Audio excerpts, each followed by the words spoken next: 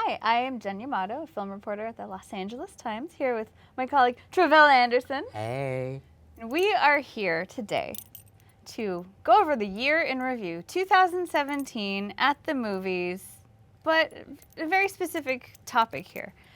We want to talk about issues of inclusion, diversity, representation. Did movies make a difference this year?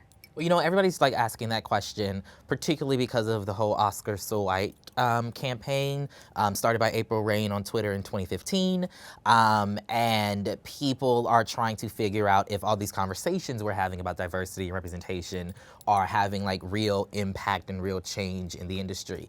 And to that I say it's too soon to tell. We have seen some great improvements this year with a number of films that are diverse and represent a variety of different communities, but there's still more work to be done. A lot more work. Even as in the middle of award season, we're seeing a lot of praise and recognition for female directors, for example. We've got directors like Greta Gerwig with Lady Bird becoming one of the sort of prominent frontrunners. Standouts for sure. This year for awards. Got Jordan Peele's Get Out with the longest shelf life of any movie this year, both critically and commercially successful, and arguably the movie of the year. It's literally it's the people's champ. It's the people's champ. No matter whether the Film Academy gives it a nomination or Best Picture, it is the film that everybody loves. Or Best Director. Or Best Director, Actor. or Best Screenplay. You can give it a variety of different awards. Okay, just gonna let you know. Just go ahead and give them all the nominations. I mean, why not? But we've also seen certain standout performances go unrecognized. Shout out Tiffany Haddish, Girls Trip.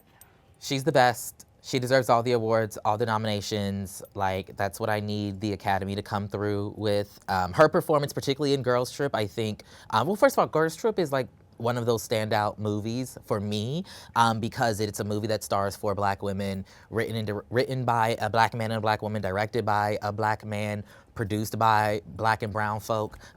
We don't see something like that go on to do over $100 million at the box office, and probably is one of the most successful, if not the most successful comedy of the year. And so I hope that they give the film some type of recognition, some type of energy, particularly since we say that we actually care about diverse representations. When people show you that they can do it, they deserve to be recognized, I think. It's also we have movies like Call Me By Your Name, also a real critical darling this year in the awards conversation. The year after Moonlight wins Best Picture.